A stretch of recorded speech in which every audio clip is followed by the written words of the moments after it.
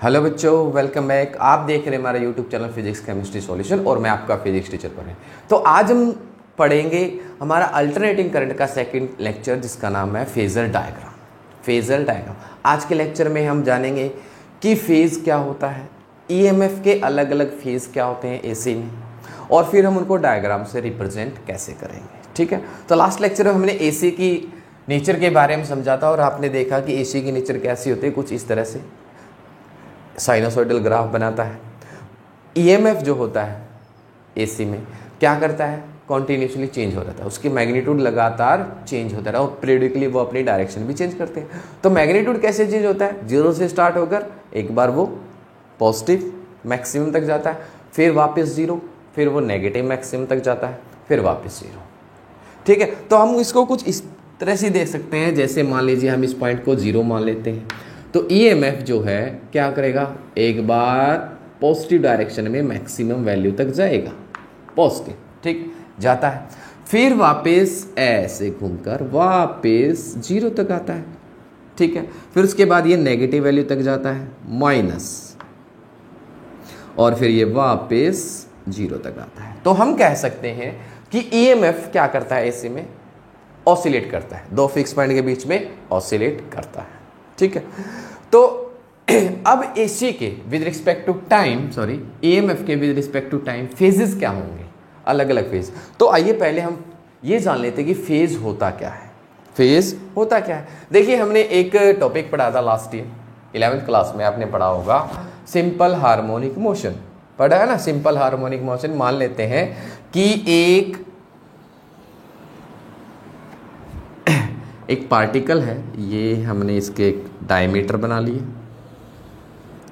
एक पार्टिकल एक point Q या फिर P मान लेते हैं, कुछ भी मान लो आपकी मर्जी। P पॉइंट क्या कर रहा है, रोटेट कर रहा है, मूव कर रहा है। जब टाइम जीरो था, यहाँ से स्टार्ट उसने घूमना स्टार्ट किया, और कहाँ से स्टार्ट किया, यहाँ से स्टार्ट। जब टाइम कितना था, जीरो मान लेते हैं, यहाँ से स्टार्ट किया और कुछ टाइम बाद वो यहाँ पर आ गया, ये पी पॉइंट यहाँ पर आ गया। तो उसने कितना डिस्प्लेसमेंट किया, तो वो अपनी पोजीशन से कितना डिस्प्लेस हुआ, ये एंगल, इसको हम क्या बोलते हैं, थीटा, क्या मानते हैं, थीटा। अब पी पॉइंट का हम क्या लेते हैं, एक प्रोजेक्शन बना लेते हैं, और प्रोजेक्शन हम कैसे बनाते हैं, हमने पढ़ा हुआ है कि इससे सामने वाले डायमीटर पर क्या कर देते हैं, एक परपेंडिकुलर ड्रॉ करते हैं। ठीक है, अब इसने इस क्रम में जब वो पॉइंट यहां से t0 था, कुछ टाइम बाद इतना उसने डिस्प्लेसमेंट, टी टाइम के बाद वो यहां पर है, डिस्प्लेसमेंट कितना किया, थीटा, और उसकी मेन पोजीशन से यहां से कितना डिस्प्लेसमेंट किया उसने, यहां से। इस वैल्यू को हम क्या बोलते हैं, इस वैल्यू को हम क्या बोलते हैं, y। इसको हम क्या सिंबल देते हैं, y। ये जो y होती है इसको हम क्या बोलते हैं कि एट दैट पर्टिकुलर टाइम, जितने टाइम में वो यहाँ से यहाँ आया, उसने डिस्प्लेस किया, वो यहाँ से यहाँ आ गया, इसको हम क्या बोलते हैं, displacement from its mean position. क्या बोलते हैं, displacement from its mean position, या फिर हम इसको बोल सकते हैं इंस्टेंटेनियस वैल्यू।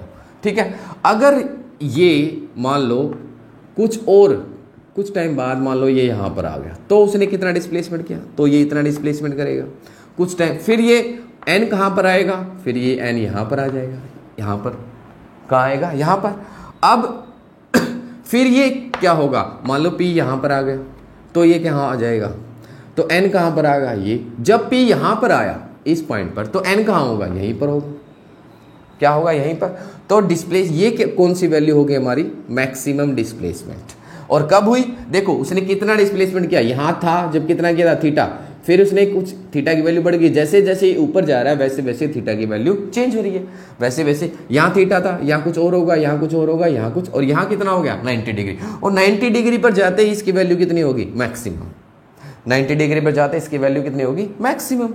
ये इसको हम क्या बोलते हैं, इसको हम नाम वाई मैक्सिमम भी लिख सकते हैं, और या फिर हम इसको बोल सकते हैं ए एम्पलीट्यूड। एम्पलीट्यूड क्या होता है, maximum displacement of the particle from its mean position, इसको हम क्या बोल सकते हैं, ए भी बोल सकते हैं।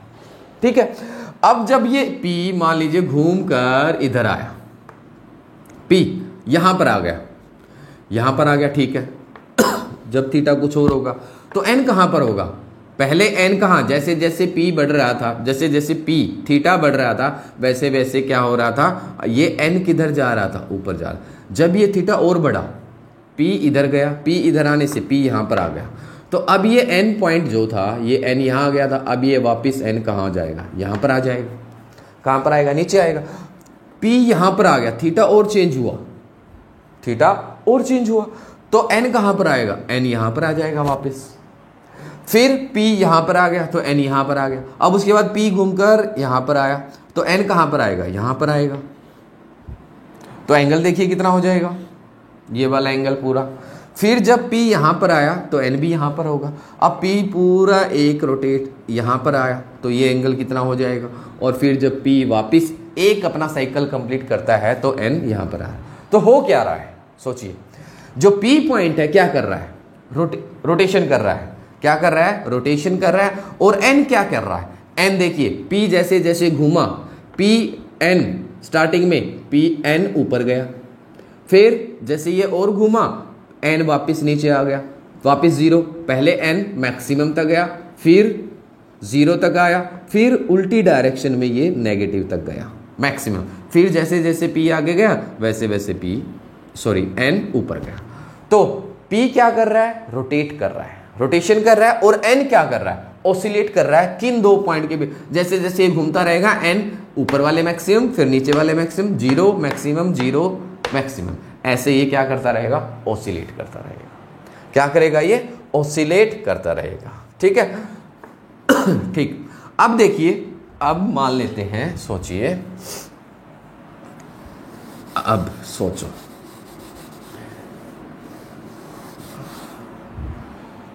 अब जब ये फॉर एग्जाम्पल मान लो P स्टार्टिंग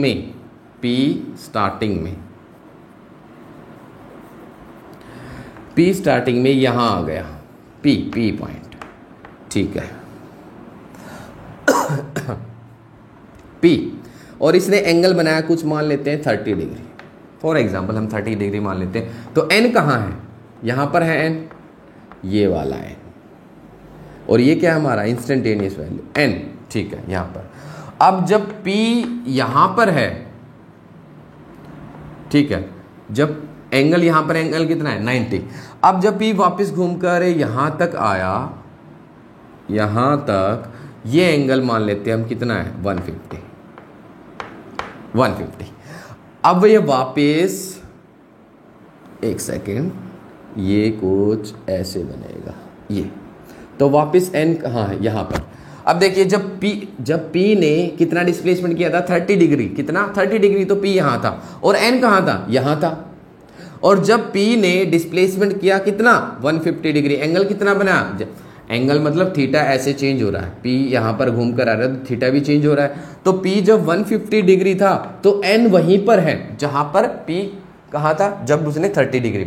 तो हम इसको बताएंगे कैसे, हम इसको बोलेंगे कैसे, कि अगर हम कहें कि जब P ने कितना डिस्प्लेसमेंट किया 30 डिग्री, तो n आप उसको डिफाइन कैसे करोगे, आप उसको रिप्रेजेंट कैसे करोगे।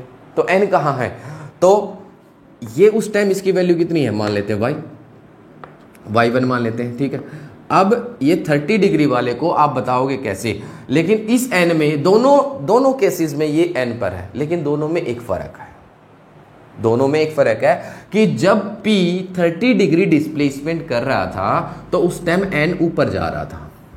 क्या कर रहा था, n ऊपर जा रहा था। और जब P ने 150 डिग्री डिस्प्लेसमेंट किया तो n ये ऊपर जा रहा था, उस टाइम पर n नीचे आ रहा है, उस टाइम पर n नीचे आ रहा है, ठीक है। तो आपको पता होना चाहिए, जब कोई ऑब्जेक्ट, जब कोई पार्टिकल अगर डिस्प्लेसमेंट कर रहा है कितना भी, अगर आपको बोल दे कि कोई पार्टिकल 60 डिग्री डिस्प्लेसमेंट कर रहा है, तो वो पार्टिकल किस तरफ जा रहा है, जीरो से मैक्सिमम तक या फिर मैक्सिमम, क्योंकि ये पॉइंट n पॉइंट क्या करेगा, zero to maximum, maximum to zero, zero to फिर नेगेटिव डायरेक्शन मैक्सिमम, फिर जीरो। तो जब 60 डिग्री है, जब ये 60 डिग्री है तो n कहाँ होगा, यहाँ, बट किस तरफ, मैक्सिमम की तरफ जाता हुआ, ऊपर की तरफ जाता हुआ। लेकिन जब ये अगर यहाँ पर है तो आपको पता होना चाहिए, आपको बोल दिया कि डिस्प्लेसमेंट अबे 140, तो आपको समझ जाना चाहिए कि पार्टिकल किस तरफ जा रहा है, यानी जीरो से मैक्सिमम जा रहा है या फिर मैक्सिमम से जीरो जा रहा है। यही बात हमें समझनी है, थोड़ा सा कॉन्सेंट्रेट करिए। यही चीज हमें समझनी है कि कैसे पार्टिकल, अगर आपको डिस्प्लेसमेंट, यानी यहां पर हम पढ़ क्या रहे हैं, फेज कितना, मतलब थीटा कितना चेंज हो रहा है, फेज कितना इसका चेंज हो रहा है, तो आपको पता होना चाहिए। अगर मान लो मैं कहूं कि उसने एंगल बनाया 210 यहां पर, ये एंगल, तो मैंने आपको बोल दिया कि 210, तो बताइए कि पार्टिकल कैसे डिस्प्लेस हो रहा है, y की वैल्यू कैसे चेंज हो रही है। तो आप क्या बताओगे, y किस तरफ जा रहा है, n पॉइंट किस तरफ जा रहा है, n पॉइंट कहां होगा, यहां पर होगा, n पॉइंट यहां पर होगा, ठीक है।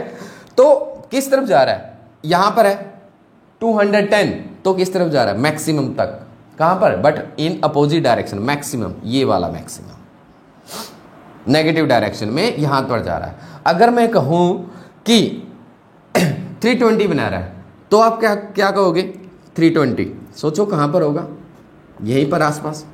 तो आपको समझ जाना चाहिए पार्टिकल किस तरफ जा रहा है, नीचे से ऊपर जा रहा है। कहां जा रहा है, नीचे से ऊपर जा रहा है। तो आपको एंगल की टर्म में पोजीशन, ये हमें क्या बताता है, ये 30 डिग्री हमें क्या बताते हैं, उसकी पोजीशन, कि कहां कैसे वो पार्टिकल मूव कर रहा है, कैसे वो ऑसिलेट कर रहा है, कैसे वो ऑसिलेट कर रहा है। अब ये वाली पोजीशन देखिए ये वाली पोजीशन कैसी है, π/2। ये वाली पोजीशन कैसी है, ये वाली पोजीशन कैसी है, ये पाई। ये वाली पोजीशन कैसी है, 3π/2। और ये वाली पोजीशन कैसी, घूम कर आने के बाद 2π, कैसी है, 2π। ठीक है। तो अब चलो, अब एक चीज और समझते हैं कि ये y की वैल्यू हम क्या निकाल सकते हैं। y की वैल्यू हमने सिंपल हार्मोनिक मोशन में पढ़ा हुआ है कि ये y, मान लो मैं इसको दोबारा बनाता हूं, देखिए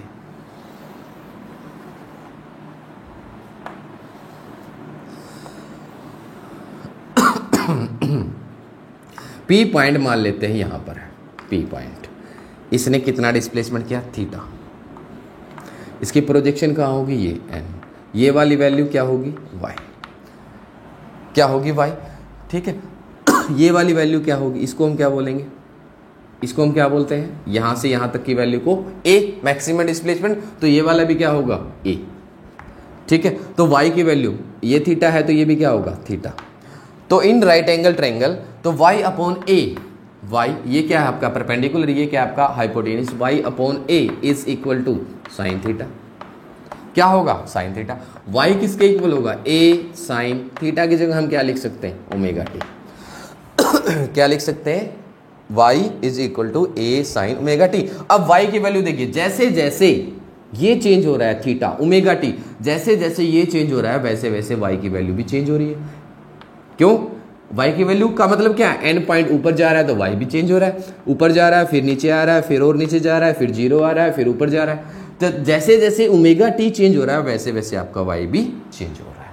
ये कौन सी इक्वेशन है, equation of simple harmonic motion, यानी या फिर इक्वेशन फॉर डिस्प्लेसमेंट, ये y। अब हमने एक इक्वेशन, एक रिलेशन हमने भी निकाला हुआ है, कौन सा, E is equal to E naught sine omega t, sine omega t, ठीक है। y क्या है आपका यहां पर, डिस्प्लेसमेंट, यानी instantaneous value of n at particular time. अब देखिए इसको और इसको कंपेयर करिए, ये क्या है हमारी पीक वैल्यू, पीक वैल्यू यानी मैक्सिमम वैल्यू। a क्या है यहां पर, मैक्सिमम डिस्प्लेसमेंट, मैक्सिमम वैल्यू यानी maximum displacement from mean position, जिसको हम क्या बोलते हैं, एम्पलीट्यूड, यानी मैक्सिमम वैल्यू। क्या है, मैक्सिमम वैल्यू, ठीक है। ओमेगा टी, देखो y किस चीज पर डिपेंड कर रहा है, y यहां पर किस चीज पर डिपेंड कर रहा है, ओमेगा टी पर, किस चीज पर, ओमेगा टी पर। और ये किस चीज पर, तो ये ई भी किस पर डिपेंड करेगा, ओमेगा टी पर, ठीक है। यानी ई किसका फंक्शन हुआ, टी का, किसका, जैसे जैसे टी चेंज होगा वैसे वैसे आपकी ई की वैल्यू भी चेंज होगी। अब हम इसको दूसरी तरह से देखते हैं कैसे होगा। अब देखो एक चीज और मैं थोड़ा सा इसको क्लियर करता हूं। एक चीज, हम इस ग्राफ को अगर हम इसके रूप में बनाएं तो देखिए, जैसे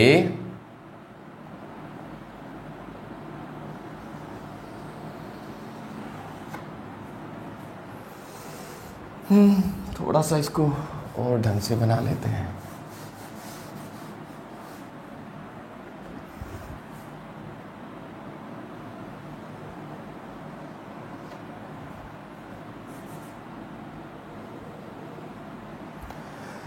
ठीक है, हमने क्या किया है, हमने थोड़ा सा इसकी प्रोजेक्शन बनाने की कोशिश की। ठीक है, हमने इसको ऐसे प्रोजेक्ट किया। आप यहां पर मान लीजिए कोई दूरबीन लेकर खड़े जाइए, इसकी प्रोजेक्शन हमने यहां पर बनाने की कोशिश की। ठीक है, तो मान लेते हैं ये इसके क्या है क्या है ये प्रोजेक्शन डायमीटर। अब जब ये यहां था तो इसकी पोजीशन कहां थी, यहीं पर P पॉइंट, या फिर हम मान लेते हैं EMF। जब t इक्वल टू 0 तो EMF कितनी थी, 0। अब जैसे जैसे यहां पर पहुंचा तो EMF कहां पहुंचा, तो ये वाली पॉइंट कौन सा हो गया, π/2। ये वाली लोकेशन कौन सी है, क्या मैक्सिमम हमारी कौन सी, E0, किस एंगल पर, π/2 पर। अब जब ये घूम कर यहां पर आता है तो इसकी प्रोजेक्शन कहां आएगी हमारी, यहां पर। तो ये वाली लोकेशन हमारी कौन सी है, पाई, कौन सी है, पाई। उसके बाद ये वाला पॉइंट, पहले ये E ऊपर जाता है, फिर ये नीचे आता है, अब ये घूमकर यहाँ पर आ गया, ये वाली। तो ये वाली वैल्यू कौन सी होगी हमारी, -E0। तो ये वाली वैल्यू कौन सी होगी, 3π/2। फिर उसके बाद वापस घूमकर आता है तो ये वाली वैल्यू कौन सी होगी हमारी, 2π। कौन सी होगी, 2π। तो EMF इस प्रकार चेंज होता है, EMF इस प्रकार चेंज होता है। ठीक है तो जैसे अब आप इसको समझ जाना कि मान लेते हैं ये इसकी मीन पोजीशन, EMF एक बार इधर गया, एक बार EMF इधर गया, कहां तक, E0 प्लस, कहां पर, E0 प्लस, और इसकी वैल्यू क्या होगी, π/2। फिर देखिए, फिर आपका EMF वापिस आता है 0 पर, यहां पर इसकी वैल्यू क्या होगी, π/2। फिर EMF जाता है आपका नेगेटिव, कहां पर जाता है, नेगेटिव। यहां पर इसकी वैल्यू क्या होगी, सॉरी ये π/2 नहीं, π/2 तो ये था, यहां पर इसकी वैल्यू क्या होगी, ये किस कंडीशन पर होगा, 3π/2, और वैल्यू क्या होगी इसकी, मैक्सिमम। और फिर ये वापिस आता है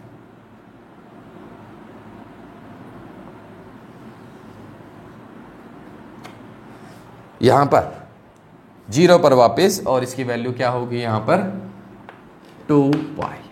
क्या होगी, 2π। तो EMF भी कैसे चेंज कर रहा है, ऐसे ही आप देख रहे हैं, EMF पहले 0, π/2 मैक्सिमम, फिर 0, यहां पर कब, एंगल कंडीशन कौन सी थी हमारी, पाई। कंडीशन कौन सी थी, पाई। ये पाई और ये 3π/2 और ये 2π घूम कर आने के बाद, यानी एक साइकिल में कितना, यानी थीटा कितना चेंज होता है, 360, 2π कितना चेंज होता है, 2π। ठीक है, अब नेक्स्ट देखिए, अब ये हमें बताता क्या है। अब सोचो, ये तो ये था कि जब पार्टिकल यहां से मूव करना स्टार्ट करता है, कहां से, यहां से मूव करना स्टार्ट करता है, यानी इसको एक बार थोड़ा दूसरे ऑसिलेशन की टर्म में समझिए। एक पार्टिकल है, यानी एक पेंडुलम है, ऑसिलेट करना स्टार्ट किया 0 से, एक बार मैक्सिमम, फिर 0, फिर मैक्सिमम नेगेटिव में, फिर 0। अगर मैं कहूं कि ये यहां से स्टार्ट ना होकर, यहां से स्टार्ट ना होकर, हमने इसको थोड़ा सा इधर से स्टार्ट कर दिया, यानी 0 से स्टार्ट ना करके थोड़ा सा 0 से पहले स्टार्ट कर दिया, और फिर इसको ऑसिलेट करा, फिर ये मैक्सिमम, फिर 0, फिर इधर मैक्सिमम, फिर 0। तो उस केस में क्या होगा, तो उस केस में देखिए,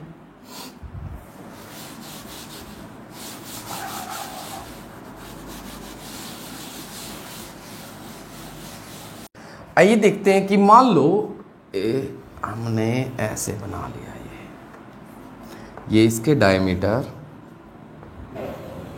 ठीक है। हम अभी तक क्या किया था कि P पॉइंट जो हमने लिया था P पॉइंट यहाँ से ऑसिलेट करवा रहे थे, अगर मान लीजिए P पॉइंट यहाँ से ऑसिलेट ना करके यहाँ से कर रहा है P पॉइंट यहाँ से ऑसिलेट कर रहा है, यहाँ से स्टार्ट ना होकर यहाँ से, ठीक है। तो मान लीजिए P पॉइंट यहाँ से स्टार्ट होकर कुछ टाइम बाद, T टाइम बाद वो यहाँ पर पहुँच गया। कहाँ पर पहुँच गया? यहाँ पर पहुँच गया, ठीक है। ये एंगल जो बना रहा है वो फाई। P पॉइंट यहाँ से स्टार्ट हुआ, मतलब यहाँ से इसकी प्रोजेक्शन कहाँ होगी? यहाँ से एंड पॉइंट की। एंड पॉइंट कहाँ होगा? यहाँ से ऑसिलेट करना स्टार्ट, जीरो से नहीं। पहले हमने क्या कर रहा था कि P पॉइंट यहाँ से ऑसिलेट कर रहा है, लेकिन हमने इसको जीरो से नहीं, उससे थोड़ा सा पीछे से, जैसे मैंने बताया था, हम उसको पेंडुलम को थोड़ा सा यहाँ से छोड़ते हैं, जीरो से स्टार्ट नहीं करते, हम थोड़ा सा इसको यहाँ से छोड़ते हैं और फिर वो ऑसिलेट करता है। तो हमने इसको यहाँ से, ये वाला एंगल कितना बना रहा है? तो सोच कितना बना रहा है? फाई। अब वो P पॉइंट कुछ टाइम के बाद वो यहाँ पर पहुँच गया, तो उसने कितना एंगल बनाया? ये पूरा एंगल कितना बनेगा? ये पूरे वाला, ये एंगल कितना बनेगा टी टाइम में? ओमेगा टी, यानी थीटा कितना हुआ? डिस्प्लेसमेंट ओमेगा टी, ठीक है। तो अब इसके लिए इक्वेशन कैसे बनेगी? ये हमारा यहाँ से कहाँ जा रहा है? डिस्प्लेसमेंट, ठीक है। अब देखिए यहाँ पर इस वैल्यू को हम क्या नाम देते हैं? वाई। तो इसके लिए हम इक्वेशन कैसे बनाएंगे?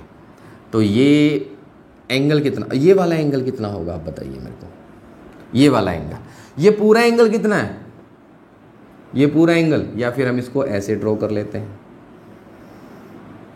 ये वाला एंगल, ये पूरा एंगल कितना? Omega T. तो ये वाला एंगल कितना? सिर्फ ये वाला एंगल, क्योंकि हमें यही वाला राइट एंगल ट्रायंगल में हम यही वाला एंगल यूज करेंगे। देखो ये यहाँ से यहाँ तक, ये यहाँ तक पूरा एंगल कितना है? Omega T. टी टाइम में, क्योंकि टी टाइम में P पॉइंट यहाँ से यहाँ तक गया तो कितना एंगल बनेगा? ओमेगा टी, ठीक है। लेकिन ये वाला एंगल हमने कितना माना? फाई। तो हमें कौन सा एंगल चाहिए? ये वाला। तो एंगल क्या रहेगा? अगर हम पूरे एंगल में से केवल फाई को माइनस कर दे तो हमारे पास ये वाला एंगल बच जाएगा, ये वाला। तो ये वाला एंगल कितना रह जाएगा? Omega t minus phi. तो इसके लिए इक्वेशन क्या बनेगी? देखिए इसके लिए इक्वेशन बनेगी हमारी y is equal to a sine omega t minus phi. ये वाली इक्वेशन बनेगी। क्या बनेगी? फाई। तो पहले वाली इक्वेशन क्या थी? Omega t. अब ये फाई क्या दिखा रहा है? फाई क्या है इसका? फाई हमें एक चीज बता रहा है कि उसने स्टार्ट कहां से किया था। क्या बता रहा है? उसका फेज कौन सा? स्टार्टिंग फेज कहां से स्टार्ट किया था? यहां से, माइनस फाई।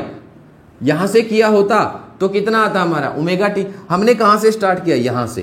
तो हम उसको क्या कर देंगे? इस पूरे एंगल में से इस फाई को माइनस कर देंगे, और फाई हमें क्या बताएगा? उसका फेज कौन सा? Initial phase. कौन सा? इनिशियल फेज हमें बताएगा, ठीक है। तो पूरी इक्वेशन हमें बताते क्या है? तो एक बार इसको नोट कर लो, ये चीज नोट कर लेना। आपने पहले पढ़ा भी हुआ है, बट एक बार फिर मैं आपको बता देता हूं ये इक्वेशन हमें क्या बताती है। देखिए y is equal to a sine omega t minus phi. इसमें देखो ये वाली टर्म फाई हमें क्या बताता है? इनिशियल फेज, कि वो कहां से स्टार्ट होगा, वो कहां से, कितना भी हो सकता है वो, 10 डिग्री, 20 डिग्री, 30 फिर 90 होगा तो वो यहां से स्टार्ट होगा तो क्या हो जाएगा? ओमेगा। फिर टी टाइम में हम इसको ऐसे करेंगे तो हम उसको क्या लिख सकते हैं? Omega t minus 90, omega t minus 90, ठीक है। अब ये वाली टर्म, ये पूरी, ये वाली टर्म, ये हमें क्या, इसको हम क्या बोलते हैं? फेज। क्या बोलते हैं? फेज। किसका? वाई का। किसका बोलते हैं? वाई का। इसको हम क्या बोलते हैं? Peak value. क्या बोलते हैं? Peak value. और ये क्या है? Instantaneous value. Instantaneous value. और ये वाली पूरी टर्म, इसको हम क्या बोलते हैं? इसको हम बोलते हैं आर्ग्यूमेंट। क्या बोलते हैं? आर्ग्यूमेंट। क्या बोलेंगे? आर्ग्यूमेंट। फाई हमें क्या बताएगा, इनिशियल फेज की कहां से स्टार्ट हो रहा है, कहां से स्टार्ट हो रहा है। और सबसे इंपॉर्टेंट चीज हमारे लिए यहां पर एसी में यही चीज हमें देखनी है। अगर हम इसको ई की टर्म में लिखना चाहें तो ई की टर्म में हम इसको लिख सकते हैं। कैसे, E is equal to E naught sine omega t minus phi. तो उस में क्या होगा, ओमेगा टी स्टार्टिंग कहां से कर रहा है, ईएमएफ कहां से स्टार्ट कर रहा है, यहां से। ईएमएफ यहां से, स्टार्टिंग फेज कहां से, ये वाला। अच्छा, अब अगर मान लो हमने यहां पहले से स्टार्ट किया, अगर हम इस पी पॉइंट को मान ले कि ये पी पॉइंट यहां से स्टार्ट ना होकर यहां से स्टार्ट हो रहा है, इधर से पॉजिटिव वाले से, तो कैसे करोगे, तो हम कैसे करेंगे, तो देखिए उसके लिए हम दोबारा से बनाता हूं, मैं आपको समझाता हूं। मान लीजिए उस केस में क्या होगा, अगर हम इसको जीरो, ये तो हमने पहले से स्टार्ट किया, ठीक है। पी पॉइंट यहां से स्टार्ट ना होकर मान लीजिए यहां से स्टार्ट, पी पॉइंट, टाइम यहां पर जीरो, टाइम यहां पर जीरो, तो ये इसके साथ कितना एंगल बनाता है, ये वाला एंगल, ये वाला एंगल कितना बनाता है। उस केस में देखिए मान लो फाई ही बना रहा है, टी टाइम के बाद ये वाला पॉइंट यहां पर आ गया, ठीक है। और ये एंगल कितना बनाया उसने, क्योंकि टी यहां से स्टार्ट हुआ तो ये वाला एंगल कितना बनेगा, ओमेगा टी, क्या बनेगा, ओमेगा टी। तो यहां पर हम y की इक्वेशन इसके लिए कैसे बनाएंगे, देखिए हम यहां से एक वैल्यू, तो ये y है, ठीक है, ये भी y, तो ये भी y होगा, तो ये पूरा एंगल, तो y की इक्वेशन देखिए, y is equal to a sine, तो पूरी देखो साइड देखिए, ये वाली y है पूरी, ये क्या है, ये एंगल, ये परपेंडिकुलर, ये आपका क्या है, हाइपोटेन्यूस। तो y किसके इक्वल होगा, ये वाला परपेंडिकुलर, और ये वाली वैल्यू क्या होगी आपकी a। तो साइन इस टर्म में आपका एंगल कितना हो जाएगा, देखिए स्टार्टिंग कहां से की थी, यहां से यहां तक कितने एंगल पर की थी, फाई पर, उसके बाद इसने कितना एंगल बनाया, ओमेगा टी। तो यहां से उसने टोटल डिस्प्लेसमेंट, हमारा एंगल y के लिए इक्वेशन क्या बनेगी, अगर हम इस एंगल में ये एंगल जोड़ दें तो इसके लिए हमारा ये पूरा एंगल आ जाएगा, ये पूरा एंगल आ जाएगा omega T plus phi, omega T plus phi. तो हमारी इक्वेशन क्या बनेगी, ओमेगा टी प्लस फाई, ये हमारी इक्वेशन बनेगी। यानी अगर वो मेन पोजीशन से पहले शुरू होता है नेगेटिव साइड से, कहां से, नेगेटिव से, तो हम क्या करते हैं, फेज को, इनिशियल फेज को, जो एंगल, कितने एंगल पर वो स्टार्ट कर रहा है उसको माइनस, और अगर उसके पॉजिटिव साइड से ऊपर से शुरू हो रहा है तो हम उसको क्या करते हैं, प्लस, क्या कर देते हैं, प्लस। और ये फाई कितना भी हो सकता है, यहां से भी स्टार्ट हो सकता है, यहां से भी स्टार्ट हो सकता है, यहां से भी स्टार्ट हो सकता है, यहां से भी स्टार्ट हो, कहीं से जितना भी होगा हम उसको क्या कर देंगे, प्लस कर देंगे, ठीक है। और ई की टर्म में इसकी इक्वेशन अगर हम ईएमएफ में, तो ये क्या हो जाएगी, E naught sine omega T plus phi, omega T plus phi,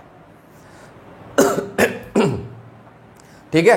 तो इस प्रकार ये हमें क्या बताते हैं, फेज की ईएमएफ कहां से स्टार्ट हो रही है, कितनी हो रही है, इसका मतलब क्या है, यहां से स्टार्ट हो रहा है, तो ये हमें क्या बताएगा, उसका इनिशियल फेज कि ई कहां से, एंगल की टर्म में कहां पर होगी। अगर हम बोलें कि ओमेगा टी माइनस फाइव कितना है, अगर सोचो टी इक्वल टू जीरो, अगर मान लो टी जीरो कर दें तो वैल्यू क्या आएगी, सोचो टी को हमने जीरो कर दिया तो इसकी वैल्यू क्या होगी, ये इक्वेशन हमारी क्या बन जाएगी, देखो इधर, ये इक्वेशन हमारी बन जाएगी E इज इक्वल टू, ये जीरो हो गया तो माइनस फाइव, तो ये क्या बन जाएगा, minus E naught sine five, minus minus sine हमें क्या बताएगा कि ये कहां से शुरू हो रहा है, नीचे से, नेगेटिव डायरेक्शन से, क्या बताएगा ने? और इसके टर्म में अगर हम जीरो कर दे तो E की इक्वेशन क्या बन जाएगी, ई नॉट साइन फाइव, ये पॉजिटिव है। अगर टी जीरो कर दे कि कहां से हो रहा है, E की वैल्यू कहां पर होगी तो ये नेगेटिव में और ये पॉजिटिव में। तो इस प्रकार हम बता सकते हैं कि ईएमएफ कहां से और कैसे स्टार्ट होते हैं। ठीक है, तो एक बार इसको नोट करो। फिर हम देखेंगे कि इसका हम फेजर डायग्राम, अभी तक हम तो सिंपल हार्मोनिक मोशन की टर्म में इसको कंपेयर कर रहे थे, अब हम बनाते हैं इसके फेजर डायग्राम। तो नोट, तो अभी तक हमने एक इस इक्वेशन से हमें जाना कि फाई का मतलब क्या होता है, ओमेगा टी का मतलब क्या होता है, वाई हम किसे बोलते हैं, ए हम किसे, इसको हमने कंपेयर भी कर लिया इसके साथ। ई की टर्म में ये हम इस इक्वेशन को ऐसे लिख सकते हैं, ओमेगा टी माइनस फाई, ये क्या हमारा इनिशियल फेज। अगर हम कहूँ, मैं आपको कहूँ कि मान लो आपके पास सिचुएशन है ये कि यहाँ पर क्या है, E is equal to E naught sine omega T plus phi plus pi by two, हम इसको डायरेक्ट पाई बाई टू लिख लेते हैं। इसका क्या मतलब है, इसका मतलब ये है कि जो स्टार्ट हो रही है ईएमएफ कहाँ से हो रही है, यहाँ से स्टार्ट ना होकर कितने पर, plus pi by to. Plus का मतलब ऊपर या नीचे, सोचो अभी अभी हमने क्या किया था, प्लस किसके लिए किया था और माइनस किसके लिए किया था, प्लस ऊपर वाले के लिए। तो ईएमएफ यहाँ से स्टार्ट हो रही है, तो ईएमएफ के लिए टाइम इक्वल टू 0 यहाँ पर, उसके बाद फिर वो घूम रही है, ठीक है। और इसके लिए ये ग्राफ, ये वाला ग्राफ किस इक्वेशन के लिए है हमारा, ये वाला ग्राफ जब ये 0 से स्टार्ट होता है, जब P पॉइंट यानी P, ये वाला P पॉइंट यहाँ से स्टार्ट होता है रोटेट करना, तो उसके लिए ग्राफ हमारा ये बनता है। ये किसके लिए हमारा, y is equal to A sine omega T. तो इस वाली कंडीशन के लिए ग्राफ कैसे बनेगा, ये ग्राफ, तो सोचो कुछ ऐसे बने। कहां से स्टार्ट हो रहा है, स्टार्ट सोचो कहां से, ओमेगा टी प्लस पाई, पहले ये था 0, पाई बाई टू कहां पर आता है, ये वाली कंडीशन हमारी पाई बाई टू। तो EMF क्या होगा, यहां से स्टार्ट होगा और कुछ फिर ऐसे जाएगा, ये जाएगा ऐसे। तो पाई बाई टू मतलब EMF यहां से स्टार्ट हो रहा है, यहां। तो इसके लिए इक्वेशन देखो, sign omega T plus pi by to, यानी साइन 90 प्लस थीटा कितना होता है, साइन 90 प्लस थीटा, उसको क्या लिख सकते हैं, कॉस थीटा। तो y is equal to A cos omega T. तो ये बात आपको ध्यान रखनी है, अगर आपका 0 से पार्टिकल यहीं से स्टार्ट करता है मीन पोजीशन से, तो उसके लिए इक्वेशन क्या होगी आपकी, y is equal to A sine omega T. और जब यहां से स्टार्ट होता है उसकी मैक्सिमम वैल्यू से, तो उसके लिए इक्वेशन क्या होगी, ए कॉस ओमेगा टी। कॉस की टर्म में आप उसको लिख सकते हैं, वैसे तो आप sign omega T plus pi by to भी कर सकते हैं, बट हम उसको कॉस की टर्म में भी लिख सकते हैं। अगर आपको ये इक्वेशन मिल जाए, अगर ईएमएफ की आपको ये इक्वेशन मिलती है, तो आपको क्या समझना है, क्या समझ में आएगा कि ईएमएफ कहां से स्टार्ट हो रही है, यहां से नहीं, कहां से स्टार्ट हो रही है, यहां से नहीं। और ऐसे ही क्वेश्चन पूछे जाते हैं। तो जैसे ही आपको कोस वाली टर्म मिले, आपको उसी टाइम समझ जाना है कि स्टार्ट कहां से हो रहा है। ईएमएफ की इनिशियल फेज क्या है, पाई बाई टू, कितना, प्लस नॉट माइनस, ठीक है। तो अब देखो यहां से स्टार्ट हो रहा था ये, अब फेज आप समझ गए होंगे। फेज क्या होता है, फेज ये वाला फेज, ये फेज क्या होता है, लगातार क्या करता है, ये लगातार विद रिस्पेक्ट टू, जैसे जैसे टी चेंज होता है वैसे वैसे फेज चेंज होता है, वैसे वैसे फेज चेंज होता है विद रिस्पेक्ट टू टाइम। उसको हम क्या बोलते हैं, फेज। फेज मतलब ओमेगा टी आपका, phi initial phase. Omega T एक ऐसी क्वांटिटी है, जैसे जैसे टी चेंज होगा वैसे वैसे फेज चेंज होगा। और फेज ही आपको क्या बताता है, फेज क्या बताता है, उस पॉइंट की पोजीशन बताता है कि यहां पर कितना होगा। मान लो 10 डिग्री है, 10 डिग्री है, तो वो क्या बताएगा, 10 डिग्री यहां पर है, कहां पर, यहां पर मीन पोजीशन से किस तरफ जा रहा है, ऊपर की तरफ। अगर आपका वो बोल दे कि 110 है, तो अब क्या बताओगे, यहां पर है। ईएमएफ कहां पर है, देखो अगर मैं कहूं आपसे, इस ग्राफ में देखिए, अगर मैं कहूं आपसे कि ईएमएफ कितना है 30 डिग्री, मान लीजिए 30 डिग्री, तो ईएमएफ कहां होगा, कुछ यहां होगा। 30 डिग्री कुछ यहां होगा, कहां जा रहा है, क्या समझना है आपको, किस तरफ जा रहा है, ईएमएफ मैक्सिमम की तरफ जा रहा है। अब मैंने कहा कि ईएमएफ 120 है, तो 120 कहां होगा आपका, करीबन यहां होगा। तो ईएमएफ की वैल्यू कहाँ जा रही है? मैक्सिमम से जीरो की तरफ जा रहा है। कहाँ जा रहा है? मैक्सिमम से जीरो की तरफ। अब मैंने कहा कि ईएमएफ की वैल्यू है 220 यहां पर, तो इसका मतलब क्या है? ईएमएफ किधर जा रहा है?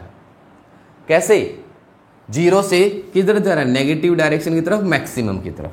अगर अब हमने कहा कि 320 है, 320 कुछ यहां होगा, कुछ अप्रोक्सीमेटली यही होगा, तो वो किधर जा रहा है? नेगेटिव से प्लस की तरफ। तो आपको वो फेज ही आपको बताता है कि ईएमएफ की पोजीशन क्या है, उसी को हम क्या बोलते हैं? फेज। ठीक है, ऐसा एंगल जो आपको पोजीशन बताता है, किसकी रिप्रेजेंट करता है? पोजीशन बताता है हमें करंट की भी और ईएमएफ की भी। ठीक है, तो अब फेजर डायग्राम क्या होगा? अब हमने क्या किया? हमने ये बना लिया, मैंने ये बनाया, ठीक है, ये भी बना लिया, ये फाई एंगल ले लिया, ये आपका ओमेगा टी हो गया, ठीक है, हो गया। तो बट हम फेजर डायग्राम में हम सिंपल हार्मोनिक मोशन की टर्म में हम नहीं बताएंगे। हमारे लिए इंपॉर्टेंट क्या है? हमारे लिए यहाँ पर इंपॉर्टेंट क्या है? देखिए, हमारे लिए इंपॉर्टेंट है एक तो ये वाई, क्या इंपॉर्टेंट है? वाई। एक ये वाली चीज़ जो एंगल बना रही, पर्टिकुलर पॉइंट की लोकेशन बता रही। दूसरी ये आपका इनिशियल फेज, दूसरा क्या? और ये एक हमारी मीन पोजीशन। तो हमें जो फेजर डायग्राम बनाना है, तो हम उसको फेजर डायग्राम को कुछ ऐसे बनाएंगे। ये हमारी इनिशियल, और मैंने आपको दिखाना हुआ कि ईएमएफ, ये आपकी ईएमएफ है, तो ये एंगल कितना है? Omega T. कितना है? Omega T. या फिर हमने स्टार्ट मान लिया यहाँ पर था, तो ये एंगल आपका क्या दिखाएगा? Phi, initial phase. तो फेजर डायग्राम इस टर्म में बनाएंगे, ना कि हम ये सर्कल बनाकर। सर्कल वाला यूज नहीं करेंगे। हमारे लिए इंपॉर्टेंस किस किस चीज़ की है? इनिशियल फेज, ओमेगा टी यानी फेज, और वाई क्या? इंस्टेंटेनियस वैल्यू, और एक हमारी ये वाली वैल्यू जिसको हम क्या बोलते हैं? एम्पलीट्यूड। क्या बोलते हैं? एम्पलीट्यूड। हमें उसी टर्म में इसको डायग्राम की हेल्प से इसको शो करना है। ठीक है, अब दूसरी चीज देखिए, जैसे अच्छा एक और चीज हमें पता है कि ई और आई में रिलेशन क्या होता है। डीसी के लिए हमने क्या रिलेशन पढ़ा हुआ है? आई किसके इक्वल होता है? E by R, E by R, potential by V by R for DC.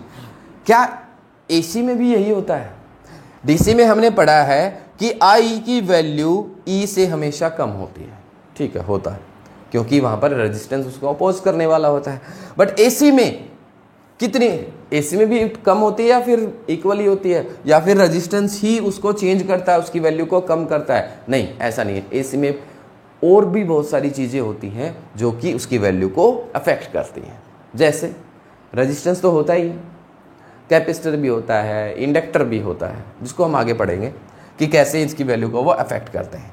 ठीक है, तो आई की वैल्यू कई बार क्या होता है कि जब करंट फ्लो होता है, ईएमएफ हम सप्लाई करते हैं हमारे घरों में, मान लो 220 वोल्ट आता है, 220 वोल्ट आता है, तो क्या होता है कि जब हमारे घर में 220 वोल्ट आया इतना, तो जरूरी नहीं है कि करंट भी फ्लो हो। करंट भी फ्लो हो सकता है कि उनमें क्या आ जाता है? Phase difference. कितना? फेज डिफरेंस कितना? π/2 हो सकता है। फेज डिफरेंस कितना? π/2। जैसे समझो इस चीज को, अगर मान लो फेज डिफरेंस आ गया, फेज डिफरेंस, अगर वोल्टेज सप्लाई हो रही है, एक चीज सोचिए कि वोल्टेज आ रही है और फिर करंट भी फ्लो हो रहा है, बट कैसे फ्लो हो रहा है? Due to the resistance. क्या होता है कि मान लीजिए ईएमएफ जब जीरो था, जब क्या था? जीरो, तो आई की वैल्यू यहां से स्टार्ट होती है, माइनस। कहां से? माइनस। और जब ई मैक्सिमम हुआ, कितना? यहां पर पहुंचा, यहां पर ए की क्या वैल्यू? मैक्सिमम। तो आई कहां पर आएगा? यहां पर जीरो, जीरो। जब ई वापिस से जीरो हुआ तो आई क्या हो गया? ये क्या हो गया? ये।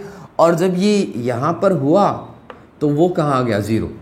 तो जब आई मैक्सिमम होता है तो ई जीरो, जब ई मैक्सिमम होता है आई जीरो।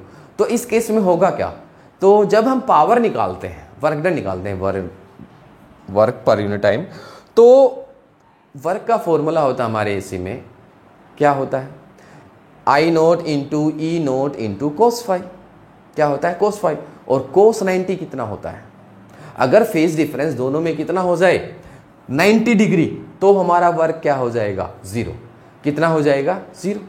और हम उसको जैसे ग्राफिकली हम उसको रिप्रेजेंट कैसे करेंगे, देखिए बहुत ही ये चीज़ आप ध्यान से, कि अगर मान लो कि सोचिए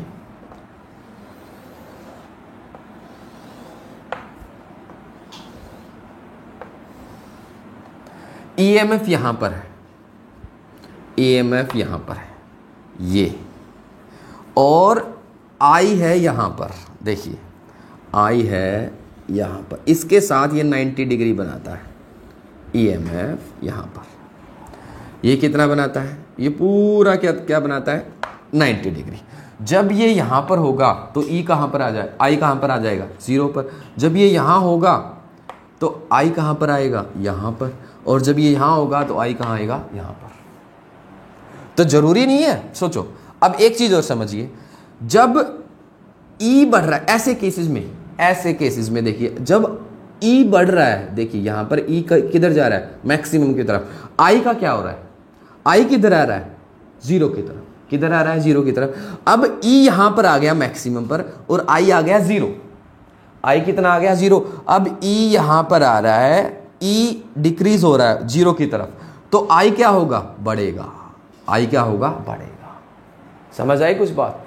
जब अब किस केस में, एक ये स्पेशल केस है, केस ये है कि दोनों ई क्या है, आगे, इसका मतलब क्या है, ई आगे है, ई प्रोसीड्स आई बाई 90 डिग्री, ई आई से कितना आगे है, 90 डिग्री, कितना फेज डिफरेंस कितना है, 90। या फिर आप इसको बोल सकते हैं आई लैग्स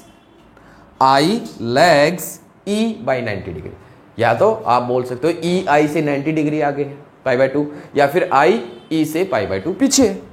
तो ऐसे केस में अगर ई बढ़ रहा है तो आई घट रहा है, और ई घट रहा है तो आई बढ़ रहा है, तो ऐसे केसेस में होगा क्या, वर्क डन, पावर का मैंने आपको फॉर्मूला बताया, आगे हम इसको और डिटेल में पढ़ेंगे जब इसको कैलकुलेट करेंगे, पावर का टॉपिक आएगा तब।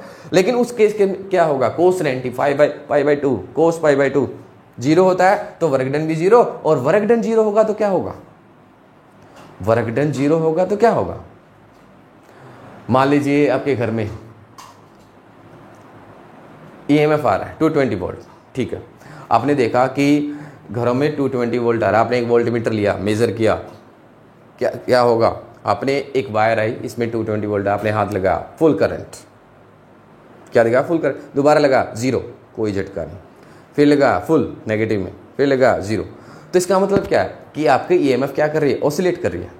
अब होगा क्या कि जब ई आ रहा है, जब ई आ रहा है, ई मैक्सिमम है, ई मैक्सिमम, ऐसे केसेस में ई मैक्सिमम, तो आई कितना है, जीरो, आई कितना है, जीरो। और जब आई मैक्सिमम है तो ई कितना है, जीरो। तो उस केस में क्या होगा, आप कहोगे करंट भी आ, वोल्टेज भी दिखा रहा है, आप वोल्टमीटर से वोल्टेज मापोगे तो आपको दिखाएगा 220 वोल्ट, अब वो फ्लक्चुएट करेगा, ऐसे ऐसे करेगा, ठीक है। अब एमीटर से देखोगे, हाँ भी करंट भी फ्लो हो रहा है,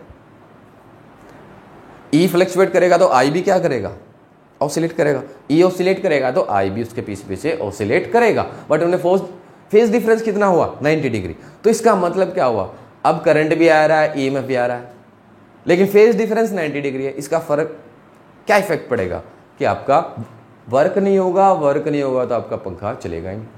अब हम कहेंगे कि भाई करंट भी है और वोल्टेज भी है ईएमएफ, बट पंखा नहीं चल रहा, तो पंखा नहीं चल रहा है, तो इस ऐसे केसेस में क्या करोगे, हम क्या करते हैं, इलेक्ट्रिशियन को बुलाते हैं, इलेक्ट्रिशियन आता है और क्या करता है, वो देख रहा है कि हाँ भाई करंट भी आ रहा है, वोल्टेज, तो क्या करता है, वो एक कैपेसिटर लाता है और इसमें लगा देता है और फिर वो चल पड़ता है। कैपेसिटर क्या करता है, उनके फेज डिफरेंस को कम कर देता है, और फेज डिफरेंस अगर कम हुआ तो फिर क्या होगा, जिस टाइम ईएमएफ होगा उस टाइम करंट भी आएगा, और जिस टाइम करंट भी होगा उस टाइम ईएमएफ भी होगी, तो आपका पंखा चल पड़ता है। तो रीज़न ये होता है कई बार हमारे इलेक्ट्रिकल अप्लायंसेस नहीं चलते। हम देखते हैं कि करंट भी ठीक है, सब कुछ ठीक है, बट फिर भी नहीं चलते। लेकिन वहां पर हमें क्या देखने को मिलता है कि उनमें फेज डिफरेंस कितना है। क्या है? फेज डिफरेंस कितना है। ठीक है। अच्छा, अब हम इनको क्या करते हैं, अच्छा जब ये 90 डिग्री है तो इनका फेज डायग्राम हम कैसे बना सकते हैं? फेज डायग्राम हम इनका कैसे बना, phasor diagram, not simple harmonic motion. तो हम इनका फेज डायग्राम कुछ ऐसे बना सकते हैं। ये मान लीजिए ई है और ये मान लीजिए क्या है आपका, आई है। क्या है? आई। तो इन दोनों में फेज डिफरेंस कितना है? ये ई, ये आई, ये इन दोनों में फेज डिफरेंस 90 डिग्री। कितना? 90 डिग्री। या फिर ये तो पीछे है, आगे भी तो हो सकता है। क्या है? आगे भी तो हो सकता है। तो आगे के लिए क्या करोगे? कैसे? आगे के लिए हम बना सकते हैं ऐसे,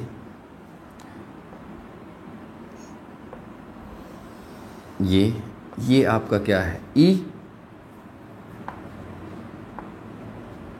और आगे का मतलब 90 डिग्री ऐसे, ये आपका आई। ये वाला एंगल कितना होगा आपका? कितना होगा? पाई/2। तो इस प्रकार हम इनके फेज डायग्राम बना सकते हैं, यानी ग्राफिकली हम इनको शो कर सकते हैं। ऐसे नहीं बनाना है आपको, सिर्फ जस्ट ऐसे बनाना है कि जो जो हमारी इसेंशियल चीज़ें होती हैं उन्हीं को लेकर हम इनको ग्राफिकली रिप्रेजेंट करेंगे। और आपको पता होना चाहिए कि जो जो चीज़ें आज हमने पढ़ी है कि फेज आपको स्टार्टिंग पॉइंट जो आपको बताएगा, एंगल देखते ही आपको पता होना चाहिए कि ईएमएफ की वैल्यू कहाँ होगी, वो मैक्सिमम की तरफ आ रहा है या फिर मैक्सिमम से जीरो की तरफ आ रहा है। समझ रहे हैं ना कि वो मैक्सिमम की तरफ जा रहा है या फिर मैक्सिमम की तरफ आ रहा है। एंगल का पता लगता है आपको, ये बात समझ में आ जानी चाहिए। और कि दोनों में ई और आई में जो हम फेज डायग्राम की है से रिलेशन बताते हैं कि उनमें फेज डिफरेंस कितना है, वो चीज़ें भी आपको शो करनी आनी चाहिए और फेज डायग्राम बनाना आना चाहिए। ठीक है, उम्मीद है आपको समझ में आ गया होगा। थोड़ा सा दिमाग ज़्यादा लगाना पड़ेगा, समझने की ज़रूरत है। वैसे तो आप ये पढ़ चुके हैं फेज़ क्या होता है, इनिशियल फेज़, ये प्लस 11th क्लास का टॉपिक था। लेकिन यहाँ पर हमने क्या निकाला है, क्या किस किस का रिलेशन फेज डायग्राम से, ई और आई का। ठीक है, तो इसको नोट कर लेना और फिर हम नेक्स्ट में मिलते हैं बहुत ही इंटरेस्टिंग एंड इम्पोर्टेंट टॉपिक के साथ जिसका नाम है LCR circuit. Okay, thank you very much.